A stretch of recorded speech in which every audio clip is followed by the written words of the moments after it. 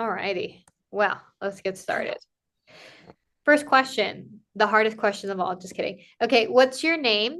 Where are you? And where are you from? So my name's Helena, and I'm in England right now, close to London. But I'm originally from Germany, the west of Germany, so around sort of Cologne and Düsseldorf. Okay, thank you. And so, where did you start the Camino, and then where did you finish? So I started it in France, so Saint-Jean-Pied-de-Port, and then I finished it in Santiago. Santiago. Did you go to Finisterre? No, I didn't. I wanted to, but I didn't have enough time in the end. So sadly, I another time I'll go. That's what I said too. I didn't know if you guys had gone or not because I don't think I had asked you about that. Um, okay, and then do you remember what day you started? Did we start similar? Oh, good question. Actually, 18th of July. Not July, was it? July? No, that would have taken me August. It was that would have taken me a long time. Yeah, I was like, girl, Yeah. what happened? So we started No. similar. When did you start? The 18th or 19th, I think. No, really? Yeah. Oh, I had no idea. I I do need to double remember. check now. Yeah, it's because the funny thing with you is I remember seeing you. Yeah, I remember seeing you, but like we didn't interact except for the one time that I helped you with your water bottle. And then it was like I felt like that that was really started. helpful. Actually, I remember that. I only remember that because I felt like you know how like there's like I feel that life is much more romantic than we want to admit that it is. And there's like Mm, little things. So I remember that day that we were walking, I think to Nahida, if I remember correctly. And hmm. like I helped you with your water bottle because I saw you and I was like, I can help this girl. Like I'm also that's my personality. So I was like, here you go. And I was like, do you want me to wait so I can put it back for you? Like, I don't know, not normal. But and then you're like, sure, thanks. And then I was like, all right. And then we kind of like left each other. We didn't really even Yeah, talk. And then we ended up staying in the same place. So I that's remember. why I found that so funny because it was like it's like in a movie, you know, it's like you meet the character a little bit and then it ends up becoming a part of the whole thing. Like you just thought like, oh, this is just like a one-off interaction like the other with the other characters, right? And then it was like, and then I saw you there. And then we'll talk more about that because I with certain people I do talk about like the times I remember when I met you because with you it was actually very significant. I don't know if I ever told you this, but that day was actually quite significant. Mm, And then after that, like I just kind of saw you through and through in different times. yeah. And so that's pretty interesting. Okay. I remember it very similarly. It was a very hot day and a long walk, and I think I saw you at like the last third of my walk, so it was yeah, I was pretty tired at this point, but yeah, and then I kept seeing you afterwards, which was nice, and kind of relationships started forming, and I knew some of the people that you knew and so on, so it was quite nice. Like I kept seeing you after Yeah, that. and then we ended up being like, I was like, hey, we ended Exactly. up actually staying in like a room where it was like a little a smaller version of just us. And I was like, that's crazy. Yeah. So it's very interesting how that all works out. Okay. So I know you're originally from Germany, and so a lot of the people who are from Europe, they tend to know a lot about the Camino, like beforehand. Hmm. How much did you know about it? So I think every German person that you might ask about the Camino will say they've heard of the or read the book by a German comedian who went on the Camino in 2001, and then there was a film about it a couple of years after. And I remember watching the film when I was 18, and I could not stop thinking about the Camino. Like I knew I was going to do it from the second I saw the film. I knew there was something, and um it just felt like a very special place. It was kind of I think as my character's kind of drawn to places like that. I really like the idea of kind of thinking deeply and the spiritual element of it. And so when I had a bit of time coming up, that's when I decided to do the Camino finally. And it felt like quite a good time in my life to be doing it. But other than the film, I did not know much. Like I had a flatmate at the time who'd done the Camino. She was Australian, so the only preparation that I had for the Camino was asking her questions and the very Okay. basic ones. Yeah. She shared her packing list with me. I kind of understood like what it might look like and what was important to her at the time, but I didn't ask for any recommendations to stay or anything. I Yeah. wanted to kind of go in blind. So I didn't know that Much. much. Yeah. No. But I think I just tend to hear that like the people who Mm. are from Europe, it's like, yeah, you guys have heard about it. You know what I mean? Yeah. Like it seems to Yeah. be Yeah. something that you guys know about. Like for me, I really did not know about it until, well, I guess now 2, 3 years, 2 years ago. Yeah. And I just saw like 5 seconds of a YouTube video. Sometimes that's enough, you know? It was for me. I mean, I Yeah. did it. All I said was I saw that and I was like, oh yeah, I'll do that in 2 years. And then I did. So it's very funny to me because other people are like, oh yeah, I knew this, I knew that. I was like, I didn't know shit. Like to be Yeah. honest, I just kind of ended up there. Um, oh, so then this was your first time doing the Camino, right? It was, yes. Okay. Yeah. And now I have a question. Would you do it again? Yeah. So I think the French way, I will leave it for another like 10, 20 years. Who knows? Okay. I think it was such a special journey and it's really given me, I've learned a lot of lessons along the way. And I wonder if it might be interesting to leave it for a little while. And I don't have the feeling that I need to go back and like hold on to that feeling or like to that I need to re-experience the same thing or I need to have been on it for longer. I don't really get that feeling, Yeah. but I more get the feeling that that was like quite a contained moment in time. Mm. And I'd be really interested to walk that way again and to see how my perspective on things has changed. And I'll be Yeah. coming up with different questions and different issues, and I'll get different answers. Yeah. So I feel like that's why I might want to do it again at some point later in life. Um, but I would go other like caminos. I might do Right. the Portuguese way, or I was telling you about Finisterre and how I'd like to go. So maybe one day I'll do just that bit. Or there's the different one in Italy as well. I Yeah. might do that next summer with my partner. We might want to cycle from Tuscany to Rome. Oh, So nice. there's like parts of it, and it definitely has not let me go again. Like I do keep thinking about different pilgrimages. I'm going to Japan in April, and Ooh. there's a little, I don't know if you heard about it, but the little Camino that's in Japan, that's 5 days. Yeah, I heard about it that they're trying to like get it to be as famous as I'll have to know. You have to tell me about it because I'm interested in Yeah. that as well. And I talked to some people on the Camino about this one because they'd Yeah, done it. And so I'll do that in a couple of months' time. I love that. But I don't know whether I want to do the whole French way again so soon. Yeah, I think I agree with you.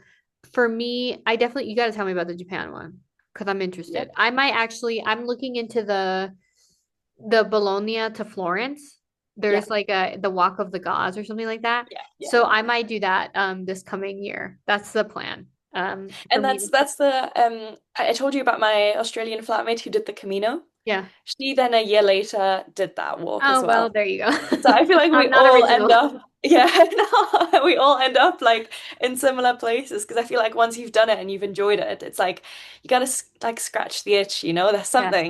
There's some kind of I remember when I first came back here, the first couple of weeks I felt so trapped because I kept being Uh, in small rooms and I kept being in like in teaching and I kept being in like closed cars and I felt like I missed that freedom of like being able to traverse and just go wherever I wanted and have nature around me. Whereas yeah. I was so forced to stay in the same seat for like 8 hours a day. It Right. was quite a tricky transition. Yeah. So yeah, I guess I'm kind of looking for ways to reincorporate that, you Right. know? Yeah, almost claustrophobic you felt. My goodness, I Yeah, can only imagine. 100% claustrophobic. That's a It good way of and putting was it. it so it was almost soon, right? I felt like you started school almost like immediately, right? Like you finished the Yeah. Camino. Yeah. So I had to move from So I'm had to move out of my old place, did the Camino, and then moved into my new place. So there was a lot of change. I started the sort of this next chapter, and so yeah, it was quite a different, like it was quite a transition. as Yeah, the well. transitional time. So did you feel like I think I really like how I love how you explain things. I've always enjoyed that about our conversations. Did you feel the Camino blues, as they call it, in a Can way? you define the Camino Blues? So Or what what it, does it mean to you? well, to me, I don't know because I really didn't feel it, but I feel like I cheated because I traveled after. So, Mm? and then I went to visit my parents.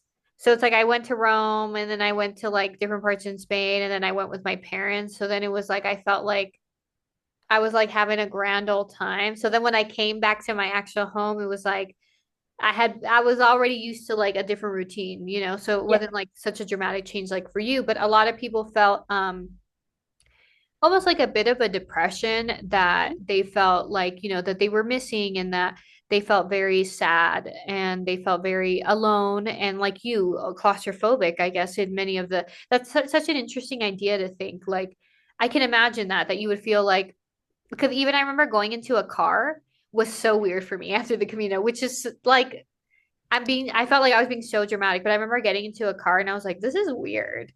Like the train felt Absolutely. okay and the bus felt okay, but a car felt really weird. And Yeah, yeah.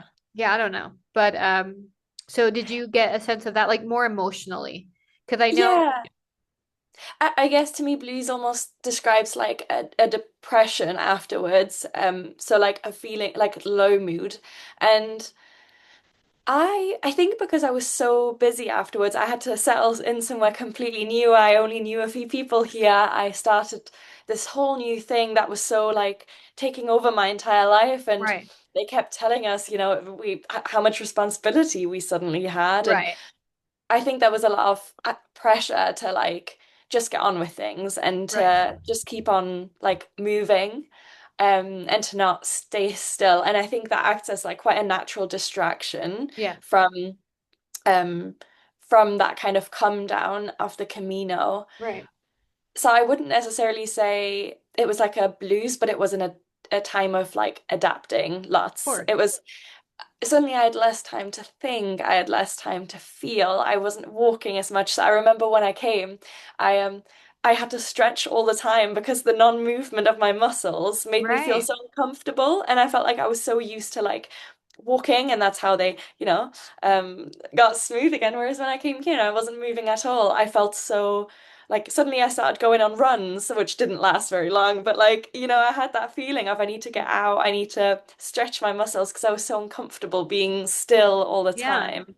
You know, I Um, went running too. That's so funny. did I'm you? like, did we all just start running? Because I was like, I need to do something. Yeah, So when yeah. I went back with my parents, because when I was still in Europe, you do a lot of walking naturally. But then when I went with my parents to visit them, I was like, I don't know what to do. So I just started running, and I was like, not, and I would run at five. I would run like 5 kilometers, Mhm. and it felt like, yeah, okay. Like that was just enough for me to feel like at least I moved. It wasn't, and I'm like, this is crazy. What is going on? Like I felt like the Camino almost changes like your brain, right? I also want to do the Camino Portugues. I would like to do that, or the Norte sounds really cool. Yeah. Um, but I would do the Camino Frances again. I just think also for me, I like how you said it, where you're like, it was a moment encapsulated in time. I Mhm. believe in that a lot. I think a lot of times we hope that if we return to a place or see a person, that we are able to like re-experience a certain feeling. And I just don't think that's like realistic. I mean, maybe it is, I don't know. But for me, I've just never really lived my life like that. I understand that like everything has a beginning and an end. So I like the Camino Frances. To me, it was my Camino Frances in like 2015. It was my Camino Frances I did when I was 28. So even if I were to do it this coming year, which I don't think I would, um, I still think it would be different and I would be able to understand it with different eyes. And like, I don't think I would compare as much. I think naturally we do because humans, we do that. We're going to go based off of our old experience. But I also think for me, I would like to do it again only because I had like a really rough time in the beginning because I did not know what the hell was going on.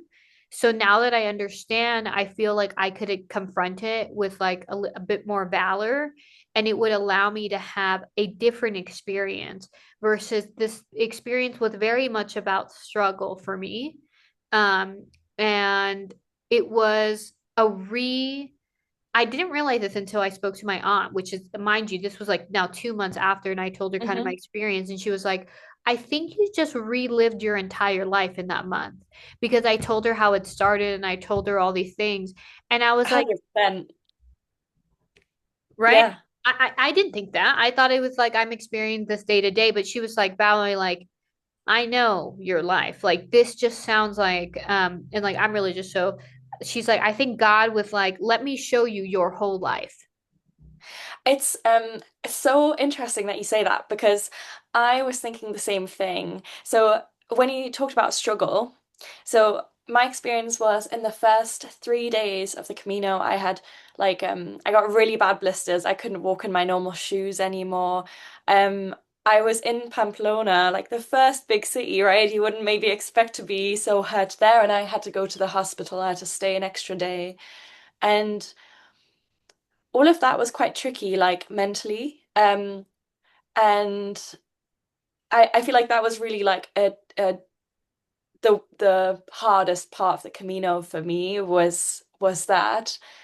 But I almost found that although I started off struggling so much, over time I adapted so quickly and it got so easy. And yes, while I maybe was struggling a bit more in the beginning, I almost felt like I was on the fast lane in the end, and Yeah. I didn't struggle much. I There was difficult times, there was difficult emotions, but it was more like I knew what to do. I'd adapted a lot. I was more flexible. I felt like I could deal with whatever was coming my way. And I think that's natural with most things that you learn. But I do feel like the Camino in that month has a lot of similarities with life as a whole. And I would actually describe a lot of my life like the Camino. So Yeah. if like a really difficult beginning Yes. and struggle while kind of fighting to get up from that, but Yeah. as a result, becoming quite adapted to it and being able to deal with life in a way that's yeah, flexible and It's there isn't so beautiful. much struggle And you anymore. Does persevere. that make sense? Yes, yes. Yeah, Because yeah. the thing is, you persevere. Mm, So like many people experience very similar things because I also got hurt and they stopped, mm. but we didn't. We didn't. We didn't. We were like, oh, you want it to be hard? Like, yeah, I do hard things. And I doesn't mean that I'm happy doing it. Doesn't mean that it's easy doing it. Doesn't mean that I'm happy to be doing it. But I'm going to do it because I understand that I can and I will, and we finish. And that's the thing is like and it's true because like that was the thing about you. That's why I feel like in a way that's how I think we met because you probably started a day before me. So then Mm, after Pamplona, because I think that's near where we go to Nájera, that's when yeah. we met.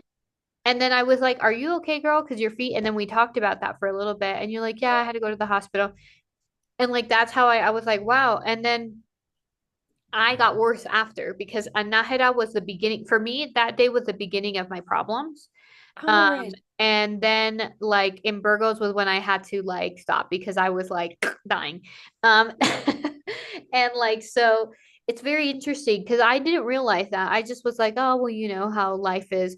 And then I thought about it and I was like, yeah, that is a lot of how my life was Mm, as a kid. Like, and even like when you said when we start new things, or like it's something, it was like I almost had to overcome it so that now I can believe that when I enter a new thing, like it maybe is not that going to be that hard and I can have this situation. And like it doesn't mean like, oh, now that I've walked the Camino, I'm never gonna have issues or I always confront it with like this grace and beauty, but it's nice to know that we can overcome, right? And like it's a beautiful thing. And So yeah, and I also think it was quite interesting because in the beginning, even when I was struggling, I remember being in Pamplona and I'd booked myself like a hotel room, the tiniest like shed shower and everything. It was not like very luxurious, but it was, I guess, the most luxurious I was, used to up until that point on the Camino. And I remember really struggling, but I also remember thinking in quite a moment of like strength that I did not have to prove to myself that I could finish it. I knew I would finish it. mm, That was never the problem. and I didn't really have to prove that to myself. But my what I wanted to get out of it, I realized a bit at that point, because at that point I still didn't know why I was even there. I was just there, Yeah. but I couldn't like rationally make like a lot of sense of why I was even there. So I kept asking myself, I almost had this like crisis where I was like, why am I even doing this? Like I didn't Right. even know. Um, but I think a lot of it was I knew I could make it to Santiago. It was more a matter of how. Mm. So it's not about the outcome, but rather the process. And I Yeah. wanted to make sure that, or I wanted to learn how to value quality more of a quantity, walking Okay. shorter days, but really enjoying it and Mm. being kind to myself and learning and being understanding when I'm hurt and being Yeah. understanding when I'm struggling. So Mm. it's really more about the relationship to myself Yeah. rather than the relationship to like Santiago or Yeah. like the end goal. The goal. And exactly. It was never about that actually. It was so much more about the process. Yeah. Yeah. I So love that. yeah, I I guess also, that's sorry, yeah, go go ahead. ahead. Oh. I guess that's quite a nice thing, isn't it? Because in the end, I don't know what it was like to arrive in Santiago for you, but I remember to me, I guess because I'm not religious necessarily, I remember it being quite confusing because I looked at this cathedral and it was quite meaningless to me. Mhm. So I didn't really know what the cathedral looked like before I arrived in Santiago because I hadn't looked anything up. So I was like, well, I'll probably recognize it when it's there. Right. Um, that big building probably. Right. Um, but it didn't have much like significance to me. And I didn't think about Santiago much after. Yeah. So it was never about Santiago. It was always about the process of being there in the moment, for me anyway. Yes. Um, but it was never about the end. So Right. I think it's quite funny because then I was stood in front of this building and I was like, huh, I've walked towards this for like a whole month, yet this isn't actually the important thing. I think that's quite a cool like learning experience as well. Yeah, I agree. I'll also tell you, as a religious person, I also did not know what the cathedral looked like. Yeah. But also, like, getting to the, okay, I cried, but like, okay, let's be honest, I cry a lot. I Um, cried. yeah, I cried, but I didn't cry because I saw the cathedral. I did not feel, I don't know how you felt, but for me, okay, I guess I'll get into this. Um, I remember meeting you, not only the water bottle. I don't think when we were sitting down in that little waiting area, I sat next to you Hmm. and you said, I was like, hey, it's you. And you're like, yeah, it's me. I'm like, poor girl, she's probably like trying to get away from me. I always like make that joke because I feel like I'm a lot. I have like a strong like energy. So sometimes I feel bad for people that have to be around me. And then you were like, so how are you? And I don't think I cried in front of you, but I almost did. I Mm. wanted to cry so bad because that day was actually very hard. It was the beginning of the real pain. So I had had pain since the first day. Um, but the blisters had finally decided like that day was very hard. That was the day that I realized like I'm very hurt. And Right. I honestly I think I told you I was like, oh no, I think I sat down and I was like, I made it. And you're like, yeah, we made it. And then you're like, how are you? And I was like, like I wanted to cry because I could not believe that I had made it. And I genuinely mean that. And like, I don't know if it's because I'm not athletic or whatever. I think just so much had happened to me leading up to, I had gotten lost every day. So I was adding about 2 to 3 hours of time every day walking. So I wasn't even just doing 20. I think I was at least doing 30 or more a day. And now I realize that because when you get lost for 2 hours at a time, you're doing at least like 5 kilometers per hour, maybe four. Even if I'm doing three, it's just like adding six, it's not adding like two or three. And so I didn't realize that I was like, I was starting off way too hard. But I didn't realize it because in my mind, I only got to the place that was 20 kilometers. And Mm. so my body was just like, what the hell, bitch? And I mean, I was already starting to get really swollen and like my feet were really bad. And it was just like, I do not know how I got there that day. It felt like by the grace of God that I had gotten there, and to see you there and then you ask me that, I really, really almost cried, like genuinely, because I just wanted to be like, yeah, I don't know, girl. I don't know how I got here either. And I just feel like it was incredible. Like that, I remember that because that became very significant. That's the day that I had to learn how to admit to myself that I was hurt because I didn't want to admit that I have a problem. That's very difficult for me. And I don't mind being vulnerable, but I don't like being weak. And so I had to admit that I am weak and that this is going to be difficult and that I'm going to have to be very patient with myself and that I'm going to have to eat every day, which sounds dumb, but like that was a thing for me. And knowing how to drink water and knowing how to rest and knowing how to be kind to myself. And you were like a big part of that day. I'll never forget because I knew I wanted to cry, but I don't think I did. I can't remember if I did or I didn't, but I felt it in my face, like that the Yeah. tears were right here. And I was like, this girl doesn't even real life what she just asked me. But you were like, how are you? You're like, so how are you? Like that's literally all you said. It just felt like the most, it felt so cathartic to have someone ask me. And I told you like, I don't know, but I made it. And then it was just like instead of me, like I'm always like, oh, I'm doing good. I'm okay. I'm fine. And then it was great because then we ended up going to the pool that day and we spoke a lot and I enjoyed that conversation with you. It was fun. And then we kept getting to see each other and I got to experience you as a person and I really enjoyed that. I mean, I'll always remember. My God, I'm so dumb sometimes. I'll always remember. I forget the name of the city. I think that's why I said forget. What's the name? Oh, I'm so bad with the The cities. Where we the stayed city together where we went to the pool or after? after, after, The after. where we were with the others and we got a private room? Yes. Oh, I have no idea what that city was called. But you know what day I'm talking about, right? Is it from Yeah. Mistia? From Mistia? I remember the hostel name, but I don't remember the town name. No, it wasn't from East. I think that was after. It might have been Um, after. I'm just throwing a but yeah, guess out there. I'm terrible with them. I don't remember anything. no, I don't know. And so that day we like cleaned all our wounds together and like we had a nice I cried that day. But I cry a lot. So at that point now I felt more comfortable. I feel like sometimes I'm very comfortable crying, but I don't know how other people are going to take it. So that's why I control it because some people feel more uncomfortable than the person who's like being emotional. And so I remember that like we had like a very although we didn't see each other very much, after at that point we were starting to see each other more, it was like because of how vulnerable and honest we could be every time we did have a conversation, there was something very authentic about our conversations and like our connection. Like I felt that a lot with you. Yeah. So yeah, and that's how I remember how we met because it was important for me to like allow myself to be soft, you know.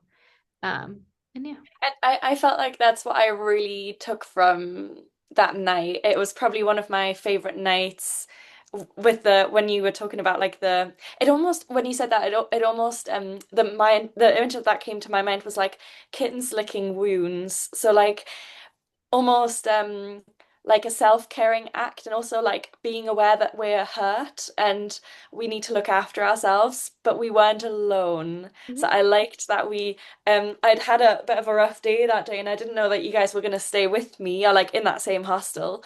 Um so then I remember like sitting at the table and writing in my diary and I was nearly crying. Like it was all a bit too much. And someone sat down next to me and they were like, "Oh, hey, I didn't realize you were here." And I just sat across from them and I was like, "Thank God that you're here. I did not know you were going to come." And then they were like, "Oh, yeah, well, the rest are going to come as well and we'll all stay here." And I was like, "Oh, thank the Lord, like someone that I know, because I really needed it that day." And um it felt like it was a very safe space to be small and vulnerable and to be hurt and to Yeah. express the hurt. And that was yeah, it's really special to me too, that memory. Yeah, that's one of those ones that I have in my little corazon that I remember. Okay, so interesting for you. Oh, but I wanted to say that because I do think a lot of people. I think some people do feel very like affected by the cathedral. I just did not because of all the things that we had gone through. Every day I felt amazed that I had made it that day. That when Yeah, I got to Santiago, it wasn't any different than any of those other days. I yeah, was just like, I made it. yeah, Like I made it. Like every day was like that. Even when I would get to the town where nobody was at, because I was like, this is an act of God that I am making it every day because it's um it's not hard, but you're also like mentally just going through so much. So oh, I 100%. it was so I feel that because I someone did ask me that because I was kind of known to be one of the more religious ones. They asked me if it was bad that they didn't feel anything seeing the cathedral, and I'm like, I didn't feel anything seeing it. I felt happy and hungry, and Yeah, I went to church, and mass was incredible. But like I feel any mass I go to, whether it's me and the Father, me and a million people, me in the gigantic cathedral, or me in a small place, I'll feel something. So I can't say it was just because of Santiago, but I mean the cathedral's gorgeous. There's no doubt yeah. in that. And I remember actually the thing that I felt seeing the cathedral was more representative of it, like coming to an end. So I Yeah. feel when I saw the cathedral, I felt the most free I've ever felt in my life. And it was I don't know if I could have before that described the feeling free, but now I know what feeling free feels like. And it Yeah. was that moment, like Mm. when I saw the cathedral, and it also lingered for a few hours. But I'm really grateful because two, was it how many days before? I'm not sure, but like 3 days before, or like I think, yeah, before arriving in Santiago, I remember walking with a friend and I could tell something was coming up, like something was bubbling up. So I asked whether we could just walk on our own. And it was a really nice sunny day.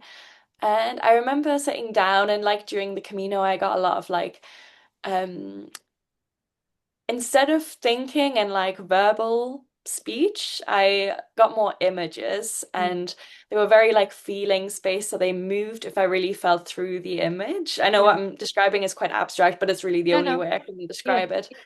And I remember sitting down on this bench, and um, I knew the Camino was coming to an end, so that kind of felt like it was bubbling up. And then I got to have a conversation with my Camino. So I'd been on this long journey, and I almost felt like there was a part of me that I could externalize that Yeah. represented the Camino. And so when I started talking to that part, which was upset, which was hurt, but it was also full of wisdom, it also said, because I was so afraid to like let go of it. Like I couldn't have it come to an end because I was just so afraid of what was going to come and I didn't want to lose what I'd had. But when I was talking to it and it was talking back to me, it was very much telling me that I could always come back and it would Oh, always be there, but also that I everything that I brought on the Camino and that helped me and what got me through wasn't the Camino, but it was me. yes. And that's always inside me, whether I'm on the Camino or I'm not. And that conversation, it kind of reassured me I could always come back, I could always do it again, but I don't need to. Yes. And I feel like hearing that reassuring voice, which was a bit essentially just me, like a wise Yeah. part of myself talking back at like an anxious part, um, was so helpful. And I could thank the Camino and I could be grateful for it. And I could, in that moment, I could let it go. And I cried, Oh, yeah. Crying but right because now. yeah, but I could let go of it. So actually, by the time I arrived in Santiago, by the time I left that bench, I was already not on the Camino anymore. Mm, My Camino had ended that mm. day. Yes. And that was okay because it ended in a contained way. And I could I could be grateful and I could say my thanks. And I was fully present and then I could let it go. Oh, that's so beautiful. I love it. See, I love talking to you. And and that's the thing that I want people to understand too. I feel bad when a lot of people tell me like they feel like they need the Camino because I'm just Mm. like, I don't think you need it because anything you felt there, you had the power to experience before. You don't need it. Yes, this is an amazing medium. It's incredible. If you can do the full thing and you have the time and you have the means, yes, it is. But at the end of the day, the person who saves you is you. And like that's even in the sense, in the religious sense, because yeah, like Jesus wants to save you, but guess what? You have to be the one to say yes. You have to be the one to take the initiative. It is based on you and what you do. So I understand like why people love the Camino. I love it too. I would love to do it. If I lived in Europe, I'd probably do it all the time. But it's just like I'm not doing it because I think I can only feel it there. I just love the like the essence of it is so interesting. But also I love that you said that because it was you. You Yeah. made your Camino what it was. You're the one who persevered. You're the one who experienced these great things. You're the one who chose to let your feelings be what they were going to be and experience them fully and enjoy it fully and be upset fully and be hurt fully and everything. But it's not the Camino, it's you. And like that's the it's an evolving. You're evolving while you're on that, but you have to be open to that because if not, then like I don't know, maybe you don't have that same experience. Um, And I think that's how I made sense of the signs as well. Now, so we get the signs on the way, right? And it guides our way. And in the beginning, I remember I interpreted them. Oh, what came up for me when I saw the signs was almost like a, you have to do this, you have to go further. I was almost resisting it. I was kind of there and I was kind of doing it, but I yeah. almost saw the signs of like criticism, like I'm still not there. I'm Oh, still not at the next, yeah, not at the next city. So this tells you a little bit about what's going on inside me all the right, time. But, you right. know, it tells you like that's how I started. And then over time, it got more compassionate towards me and I got less like critical and more reassuring. And Yeah, in the end, what I found is that the signs were neutral and they just showed me the way that if I wanted to keep walking, this is how I'd get further. This is how I'd get to my end goal. And it was almost a way of taking any cognitive load off me. yeah, Because I think in real life, we choose our own Camino. We choose which way the arrows point. right. And that alone takes up a lot of thinking. You know, if you compare it to like you have to go somewhere, you Google Maps it, like that alone is Yeah, like the yeah. arrows on the Camino, but it's you really have to put in a lot of cognitive like work to make that work. Um, but the Camino does that for you. You really just have to walk and be. And Hmm. so by the end, the signs got to be this like reassuring thing that if I was just me, if I was just being and just putting one step in front of the other, I would eventually arrive at my place. And it took away that load, the cognitive load, so I could fully just be. And for the first time in my life, to not worry about where I'm going because I Right. had a guide, Yeah. but to just wonder how I was getting there, in what mood I Mhm. was going to get there, how Yeah. exhausted I was going to get there. And I feel like that's a very unique part of the Camino. Yes. Um, but I've also heard of people that go back and back time again, and I'm also wondering, I believe maybe similar things to you, where I'm wondering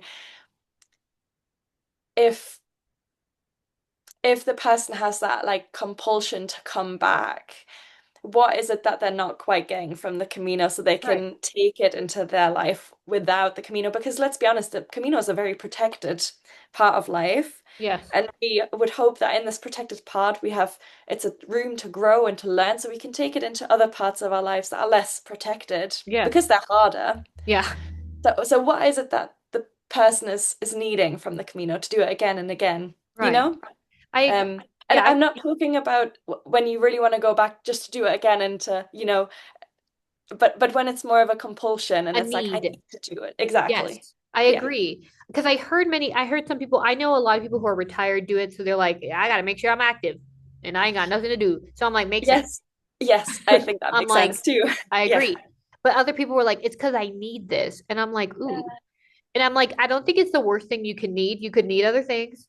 and you could Yes. do worse things. But I find it very interesting because I find it made me had a lot of sympathy for them because I'm like, oh, you can't find either the peace or the tranquility, or I guess it's the same word. I'm sorry, the peace or the calm or the structure. I don't know. It made me very curious, and I like to ask a lot of questions, but I try to be careful because sometimes like people aren't ready for a certain type of question. So I really never ask that because when someone tells me they need something, I'm like, ooh, it's like a little, you can feel that it's like a bit more raw. So I just never did. I just kind of listened to more of their stories and tried to understand it for the person. But I heard that and it was something that interested me because I'm like, huh. Because I'm like, you must feel something here. And I'm sorry you can't feel it in your life, you know? Because like there are moments where I've had peace and I'm running and I feel like even a high and a bit crazy. Like I've had that in my regular life. Like if I really put my mind to it, I can feel it even in my worst moments. And I have a lot of the experience that I had where there were these really weird highs that you get. I've had that feeling before in my life. Maybe it wasn't like for such a long time at a time, but they were like 5 minutes, an hour in my life where I could relate to this when I was a child or when I was a young adult. Like, you know, so I don't know. And I feel it makes me worry because I'm like, oh, I don't want you to think that you can only do this because what happens when you can't do it, you know? Um, Yeah. so I don't know. Well, so here's my question, the next one. I feel there's, I always say this because I think it's funny. There's two things that you hear a lot on the Camino. What's the Mhm. first thing we always hear? Buen Camino. Yeah, it's Buen Camino, right? We always hear Buen Camino. That's the thing that everybody says, right? Buen Camino. And then I feel the second thing is once you start really talking to people, the question you always hear is, why did you choose to do the Camino? Now, we've Mhm. kind of touched on that you didn't really have like a specific reason, but now, like post 2, 3 months after the Camino, why did you choose to do it? Still a good question. So I think what I said earlier about the process of like needing to figure out how I was approaching things rather than like me actually doing them Mhm. is the main reason. I also think I simply had an intuition that I needed to be there, and I don't really know why. Mhm. And for a lot, especially in the beginning, I was really questioning, as I said, like, why do I even want to be here? I was really looking for these logical reasons. Yeah. I don't think there are. I never got an answer to it. I Mm. I think, but I think what it taught me is that if I have an intuition and I want to follow that, that's good enough of a reason. Mm. And so I think that's part of the reason. I just knew I needed to be there. I knew it had Yeah. something for me. I agree with you, by the way, because a lot of people, because I am religious, were always thought I went there for religious purposes, like that I had it, and I kind of did. It became something more, but honestly, I went because I felt like I had to go. Because when I told my mom, she showed me that the like a video. I watched 5 seconds of it because I'm rude, and I was like, "Yeah, I'll do it in 2 years." I don't even know why I said 2 years. Like it was such a weird reaction that I was like, yeah, I'll do it in 2 years. And then I remembered randomly when I was buying a ticket for another trip, and then I just bought the ticket to Spain, to France. Like it was just like I just felt like I needed to go. I just felt like God had called me to be there and that He would supply the rest. He would supply the stress and He would supply the lessons and the gratitude, and He would supply all of that. But I really didn't have like I don't know. It was that. It was like I felt like I need to do, and I've done a lot of things in my life like that. Like where I live now, I felt I had to come. And then a month or 2 months into me being here, I felt I had to stay. And so I did. And now I'm living here 3 years. And like people are always like, why did you? Because I'm like, well, I liked it, but it wasn't because like I was necessarily accepted or anything. I just felt like God was telling me, like, I need you to stay or I need you to go, or I need you to do this. And I'm like, oh, okay. And I just try to have enough blind faith because I think when you're someone who thinks a lot and your brain is very active, I think sometimes you end up talking yourself out of more things than you really should. So it's, And yeah. yeah, and Absolutely.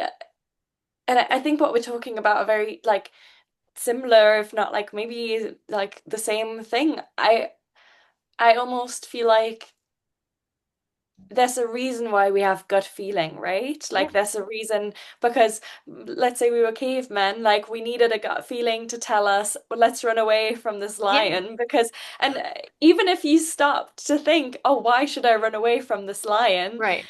Then it's already gonna have killed you, right? Yeah.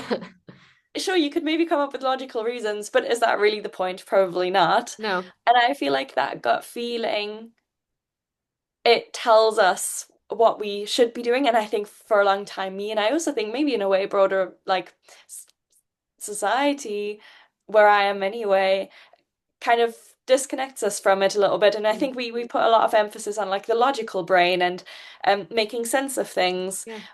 But I think there's also a lot of space for just that gut feeling and doing what feels right. And I actually had a very similar thing because I moved here after the Camino and I wasn't really sure why I even wanted to move here.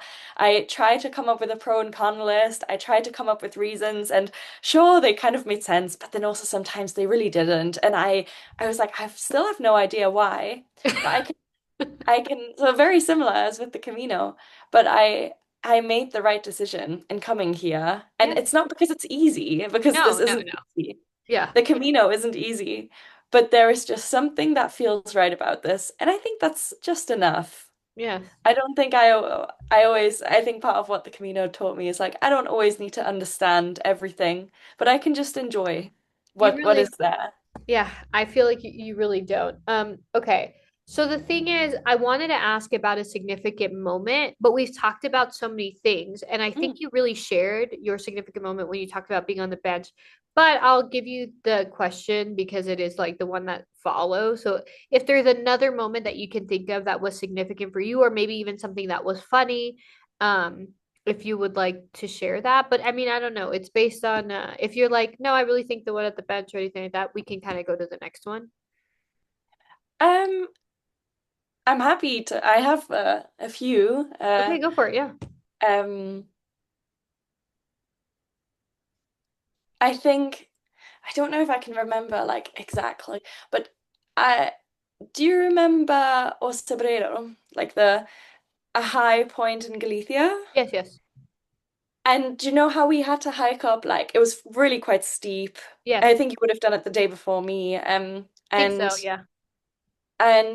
So I because we had a long day the night, but like the day before, I hiked up the whole thing in one go, and I was on my own the entire day.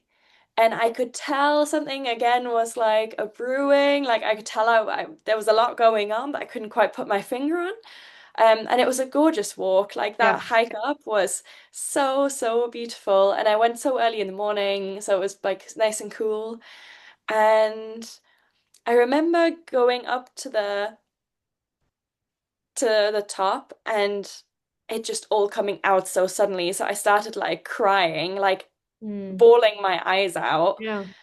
on the way up, like that last stretch. I didn't know it was the last stretch, but I was just so like emotional on that Mm. last stretch of it. And then I heard the bagpipes. So there was a guy playing, it Yeah. was at the same for you. Yeah. I'd heard that in Santiago when you arrive, you're close because you hear the bagpipes. Yeah. And I started like I started just running towards the bagpipes that last bit, and I gave this guy like all my money because I was crying at this point, and it was so emotional getting up to that point, and then seeing you turn to the left, and then you see this massive valley, and I know that that's technically not the highest point on the Camino, but to me, because I could look so far, Yes.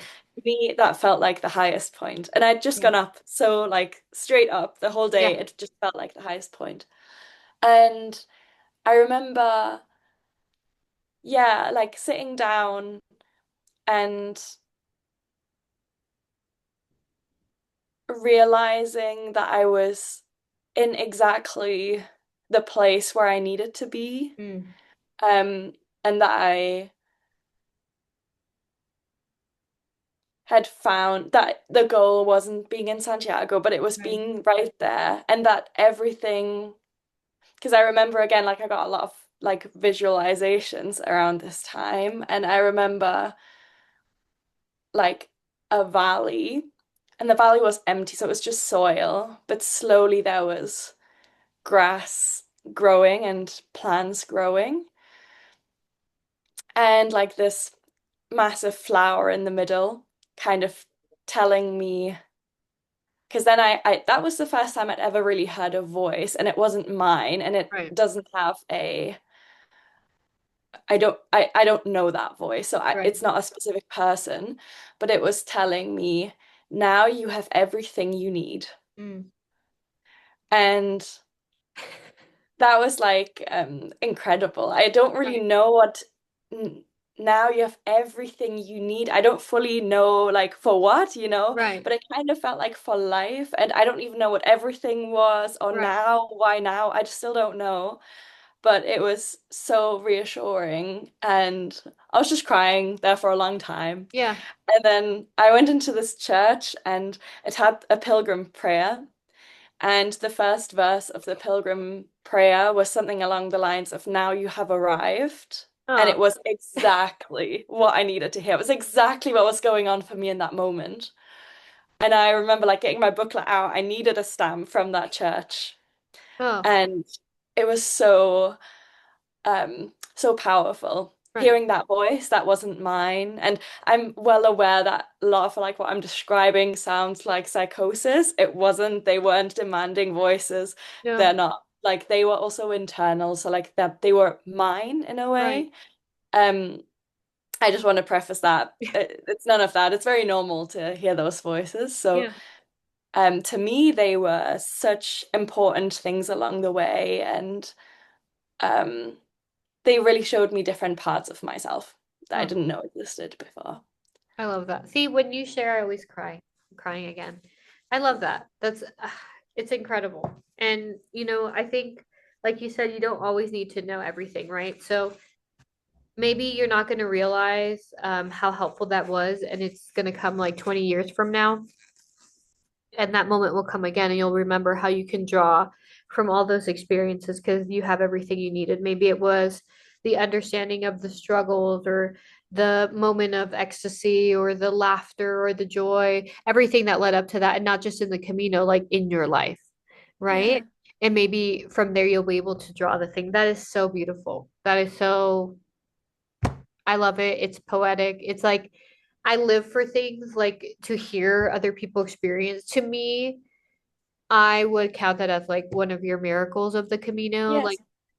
Oh that, yeah, when people talked about like, I mean, some people do believe that, physical miracles happen on the Camino, and yeah, um, I don't know if to me it was so much a physical miracle that happened, but to me it was all of these experiences, yeah, the parts of myself that I didn't know before, all of the internal experiences, the images I got to see and the voices I got to hear that were helping me along the way and make sense of my experience.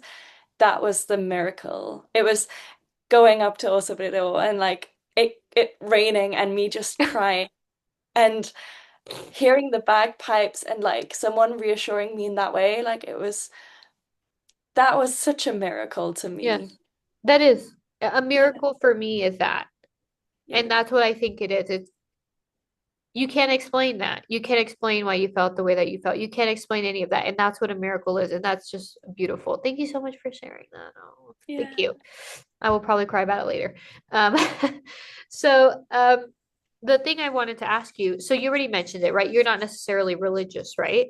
That I asked that because I think for me, I had the misconception that I was going to meet like a lot of religious people on the Camino because I recently converted. So I thought this would be a place where I could like learn.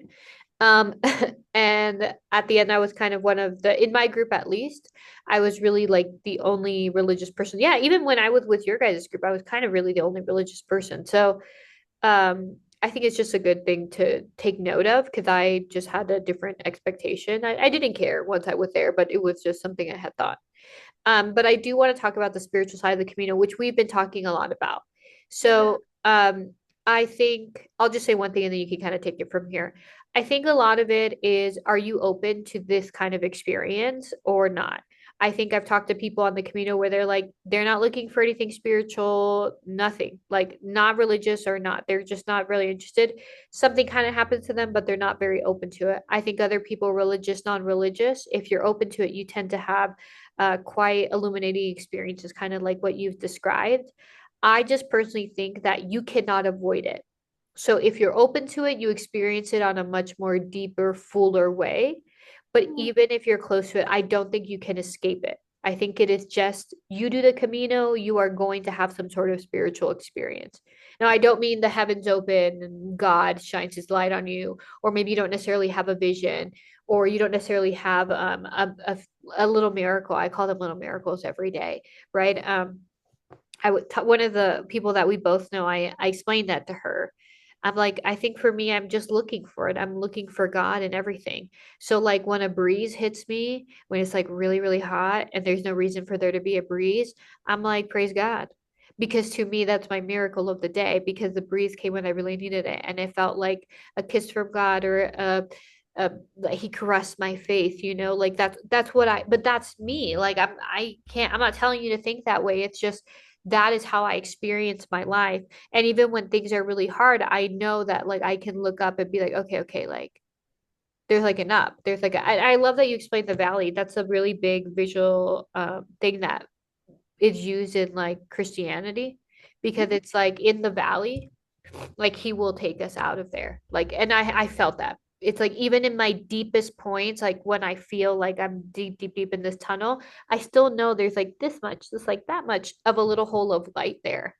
So if I can see that, it doesn't matter because it really doesn't matter how dark anything is. A spark of light will always persevere over the darkness, right? And I think it's in different ways. I think you have highs, you have lows, but I think it's very hard to avoid that. So I don't know if you want to talk a little bit about the spiritual side and maybe what you think of that or whether you agree or disagree with me. I don't know. It's just kind of opening up that Yeah. conversation. Yeah, and I think what you shared is really important, and it's really interesting, I think, shining, because I guess it is such a subjective topic, like shining light from it from every perspective. There'll be some people, like you said, who don't want to experience something like that, who maybe are less open to it, and people who are more open to it. I think on that spectrum, I would put myself more towards being open to it. I described that part of maybe why I wanted to do the Camino was because of a spiritual element. And I think the only reason why I could experience the things that I did and the little miracles that I experienced was because I was open to that experience. And I think that was the first time in my life. I think I've always been quite curious, but there's a big part of me that's a believer in like pure science. And Right. especially in the field where I work, it's really emphasized, Yeah. and it's really it's supposed to be at the heart of everything. So I've, but I don't feel like that necessarily goes with how I naturally am. Right. I feel like having yes or no answers for a long time has been very um stabilizing because it takes away uncertainty. But I feel like especially during the Camino and after the Camino, I got a lot more uncomfortable with uncertainty. And so the spiritual side kind of lit up to me a little bit more and I was able to embrace it. And Yeah. um yeah, so I would say a lot of my experiences that I had, I was only able to have because I was open to it. I'm very thankful for them. And I think a lot of the images that I got, like I was thinking a lot about healing and I got a lot of like ideas around healing and how it almost felt like the sun touching different parts of me and different, not just even me, but different parts of the world. Mm, And I got this image of like a sun coming up, and it was a part of me, mm, and healing different parts of the world, like literally the whole world, and how I was interconnected with everything that exists, and how I could help heal the world where it hurts. yeah. And I don't necessarily mean this in like a solving world hunger, but more in a spiritual sense. And Yes. um, I think that I'm thankful for it because gives me some almost like purpose. It's a nice thing to think about that that's maybe something I can give. But also it's very close to ideas of healing that Native American populations have had in the past, because I looked some of this up afterwards because I Yeah. was interested in other people's ideas of what healing means to them. And I saw very similar things being mentioned. And I guess I don't know if I go, if I think about it in such a religious perspective that that Right. proves something is right or wrong, but Yes. to me, it's very interesting that I, who come from a different culture, am living at a different time, I'm a different person, have never heard of this yet. I'm getting similar Feelings, visions around it. experience, Yeah, visions. emotions Yeah. around it. I just think it's probably part of what makes us human. I think we're Yes. more similar than we think. And I think Yes. whether we call it religion or spirituality or an emotion and feeling of transcendence, it doesn't matter what we call it, but we are able to experience these things. And that's happened over generations and countries and continents. And I think that's valid. I don't Yes. think it needs a scientific explanation. I think it's good enough the way it is. Yes. And Amen. yeah, Amen. I yeah. agree. So, yeah, what do you think? I mean, that is really my perspective on things. Mm, So, like, I was not always, I'm Catholic now, but I went through a whole journey that it was like I got sent to be Catholic um, by what I feel is God, right? And other people would call the divine power or the all-knowing power, the greater. If you study any Native American, Greek, Roman, any of these religions with the multi-god, there's always one god that's above. It's not the Zeus, it's someone above that. There's always this other thing that is like the all, you know?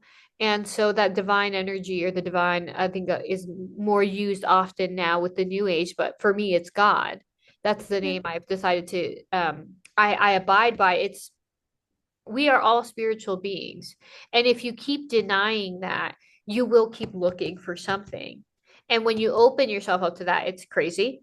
It's uncomfortable and it's weird. But then you get to a fullness, I think is the word that I'm looking for, of your experience here as a human being, because we're in a physical body, but we have a spirit, we have a soul, and like to have the full experience of what you can hear, because there's looking at a tree and then there's like looking at a tree, and you can do it in like 5 seconds. You can look at a tree and then another 5 seconds you can look at it and just see something different, and you can see that it's alive. And so I agree. I think what you're describing to me is so like, and not in a bad way. It's just like I've felt that before, I've heard that before, or I've um it is something so human. And I love yes, that because I had a hard time understanding that I was human, if that makes sense. It sounds really weird, but 100%. okay, thank you. That's why I 100%, like I you. know. It's like accepting myself almost as human was very difficult.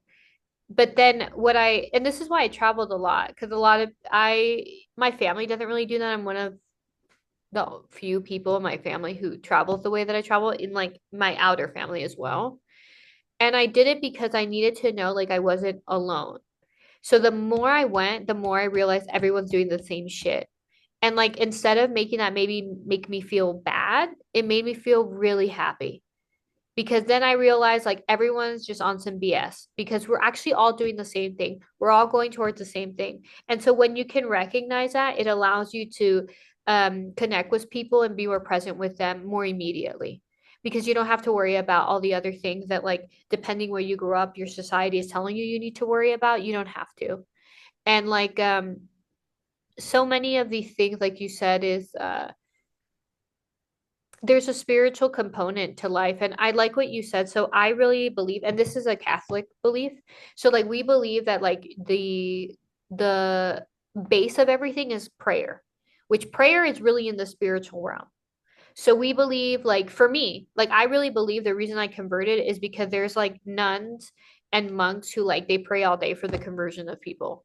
And I they don't know me. Okay. So they didn't like, I mean, maybe someone had a vision of me, but I know that they prayed for me. They prayed for my soul.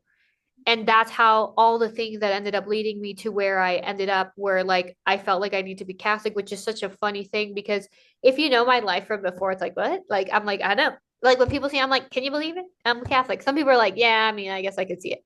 But other people are like, what? And I'm like, exactly. But I believe that there's like this basis, right? Of like the spiritual realm, and then it manifests itself in like a physical way. So the way you said where like the sun is touching parts of me, but it's touching parts of the world because I'm really a part of it. I believe that. You're right. I don't think I can solve world hunger either. Like I don't think that's maybe something in our wheelhouse, but I think that by us working on ourselves, working on our perspective, we are changing and manipulating the collective conscious in the best way possible. And I don't mean manipulate as in like to blind people. I mean manipulating it as in it is something malleable and we can change it. But you can't change the world unless you change how you really think yourself. And I really believe that. I have a whole thing that I wrote about that. If you think like you can change the world, I really think you can. I just think it's not maybe the way you think that it's supposed to be. It's you changing yourself because if you can do that, other people see things about you. They like that. They're attracted to that. They try to do that. And that's how the collective conscious change. It's not me throwing media at you and this and that. I mean, because hope will always be more stronger than fear. So if you can figure out how to find that hope within yourself, which is what it sounds like you really found, like you found hope, you found love, that will always be stronger than any fear. It just it's impossible. Fear is really, really strong. It's like one of the strong emotions, but hope is stronger than that bitch because you can do stuff scared. And I think it's yeah, so interesting what you said because we were talking about the interconnectedness, right? Yeah. And like I think interconnectedness, what we're talking about is the way that we relate to each other. And when we think about the way that people relate to each other, we're really making use of a very like basic instinct. And Yeah. it can, I think, and it can almost activate. You were talking about hope being stronger than fear. Now, I believe we're all kind of born or like we grow up as humans with like a deeply compassionate, loving, warm, wise, and calm part in ourselves that's present from the start. And even if difficult things happen, and some of that gets clouded over or like taken over by fear or anger or disgust, or it shows in a way that we hurt others and we hurt ourselves, which, yeah, it sounds like it's in contrast. It's just a different part of ourselves. But really Absolutely. we grow up with this part of ourselves too, that is our core, that is our authentic self, that is all of the kind of more positive things that I described. And I think in the way that we relate, and I think that that core of us needs relationships with others that are positive. It needs interconnectedness, it needs safety, it needs um, being held and being listened to. So if we're thinking about interconnectedness and connecting to others, we're almost bringing out that core, that part of ourselves that is able to love Yeah. despite all the difficult things that have happened. I got a lot of one thing I really thought about a lot in the Camino is all of the darkness that I carry inside me, and Mhm. I got quite I didn't like it, but I also didn't want it to go away because I've witnessed darkness, Yeah. but I've also witnessed light, and I think we all carry both. That's a Yeah. Harry Potter reference, but it's Oh, a very clever one that they picked up on, and I think we can really foster that light in relationship with others. And yeah. so that's our ability to change the world without needing like unlimited money or without, you know, Yeah. making like a billionaire connections. I don't know what you need to really change the world, but like I think it's enough to change it in a way that we relate to it and we help others and we help others heal and bring out that part in ourselves. Yeah, I love that. And I agree. I'm not like toxic positivity. I fucking hate that shit. I really like the darkness because for me, the darkness is you need it. Mm. I think if you don't struggle and you don't allow yourself to, and you don't allow yourself to accept the parts that have been hard and the parts where you are not good, I don't think you get to your fullness either. Um, and And I, yeah, yeah, go ahead. no, go girl. Well, I liked what you said because you talked about liking or like accepting the darkness. Yeah. And I feel like in comparison to something like toxic positivity, which I feel like we hear a lot about, just think Yeah. about it differently or like, however you want to phrase it, think about it more realistically. I feel like that's something very cathartic in a more tragic view of life, where we accept that things are difficult and that we're hurt. Yeah. And there is also a common humanity in that, and that everyone, like you said, is also human and we're all kind of experiencing similar things. Whereas I feel like we can really miss out on that connection when we have such a almost like comic view of life. And I don't mean this as like a comedy, but like Yeah, yeah, yeah. such a positive outlook that denies all the hurt because it's hard to see. Um, I feel like there's a beauty that comes in the accepting the tragedy that life is and the suffering that Yeah. comes with it. And that's for me, the beauty is in it all. Like you can't convince me that like when I was happier was better than when the times I was depressed. Like I can't be convinced that way. I'm not convinced that my relationship with God is better when I'm happy or than when I'm sad. I think it just is what it is. And like it's your choice. I really think like we're back at that where it's like it's your choice to kind of make it what you need to be. Okay. I'm like feel like I'm taking a lot of your time. So we'll just kind of like quickly go. There's three questions left, okay? Right. Okay. So I do want to talk about the physical side, right? The training, blisters, pain. Do you think like anyone could do it? Go for it. Anyone could do it. Do you know,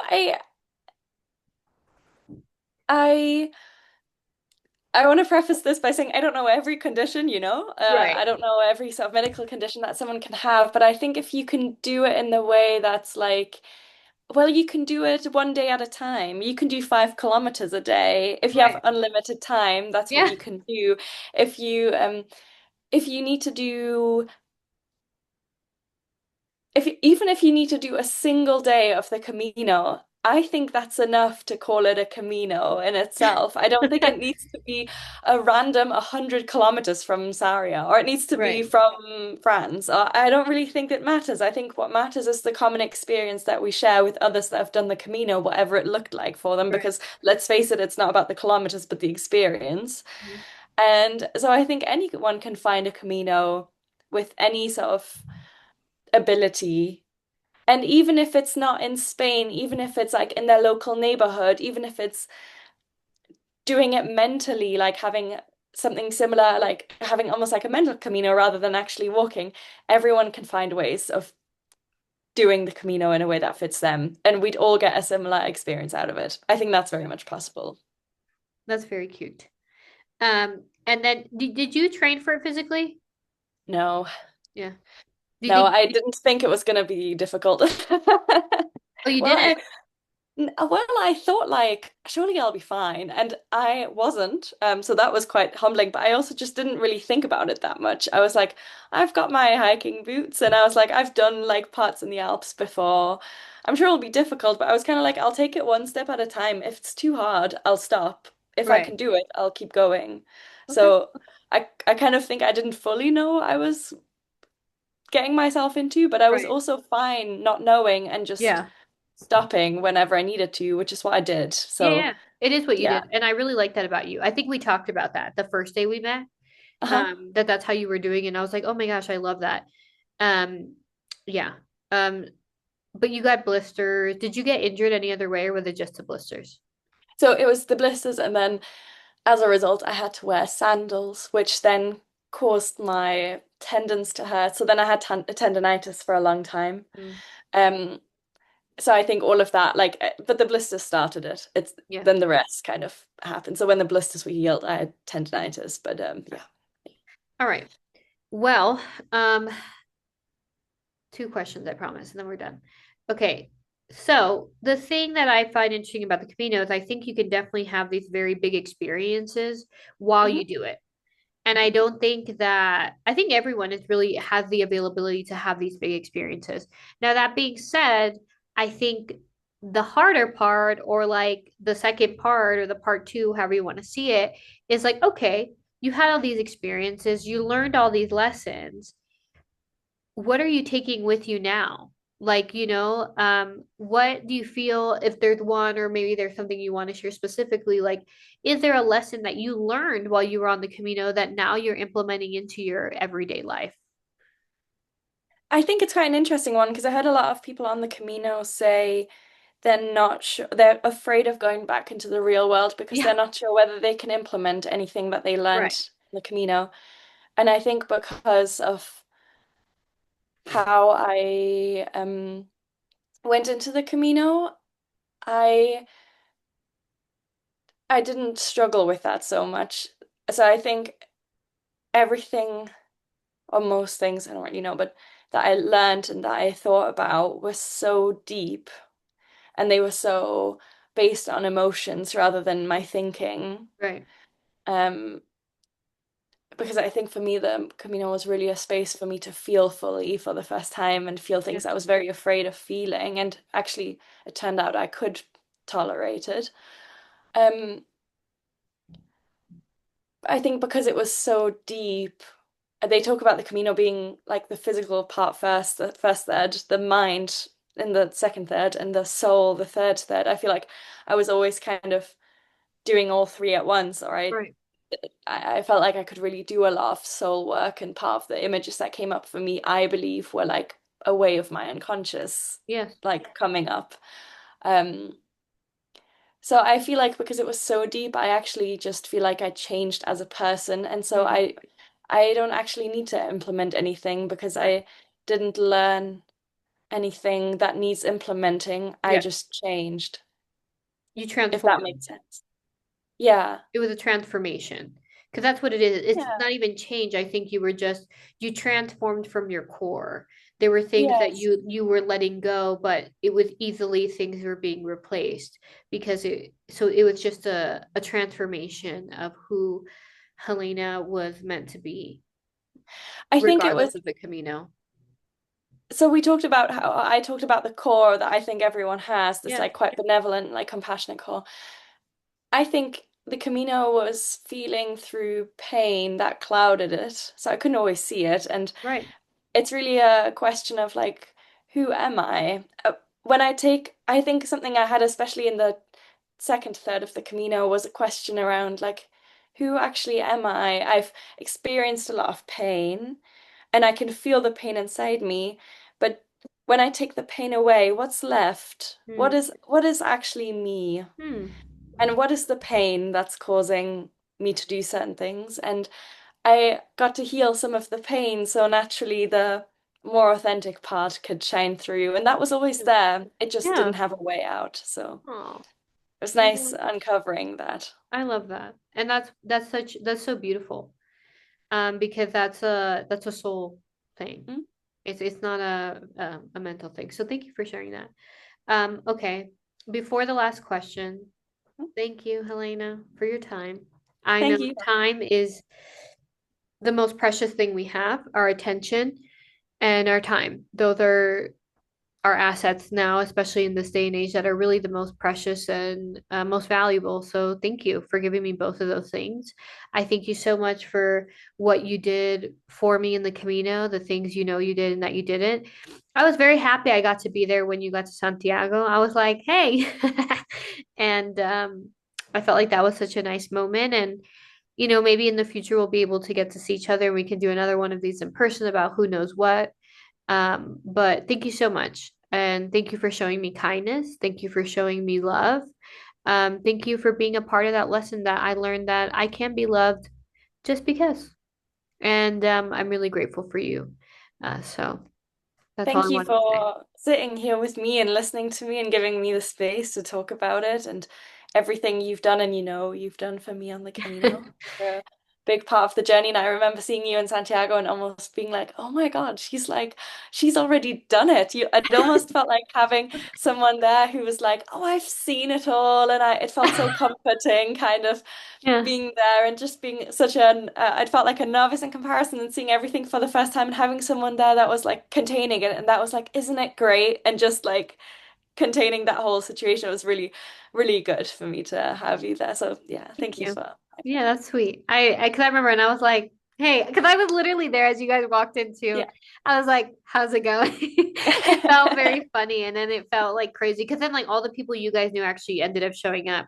But Nice. I loved being able to be like there and see you guys. I enjoyed seeing people come in. It was one of the things Mhm. I quite enjoyed. Yeah. Okay, last question, and then you're free to go eat cheesecake. Which is Um, what I will do. yeah, go for it. Okay. If someone wants to do the Camino, okay, what's your piece of advice?